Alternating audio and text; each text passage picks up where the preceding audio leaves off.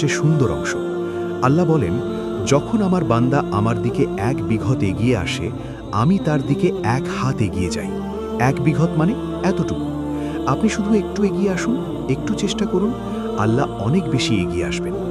যখন সে আমার দিকে 1 হাত এগিয়ে আসে, আমি তার দিকে 2 হাত এগিয়ে যাই। দেখুন, আপনি একটু বেশি এগিয়ে আসলেন, আল্লাহ আরও বেশি এগিয়ে এলেন। এবার সবচেয়ে অবাক করা অংশ, আর যখন সে আমার দিকে হেঁটে আসে, আমি তার দিকে দৌড়ে যাই। সুবহানাল্লাহ! আপনি হাঁটছেন আর আল্লাহ দৌড়াচ্ছেন, কল্পনা করতে পারেন?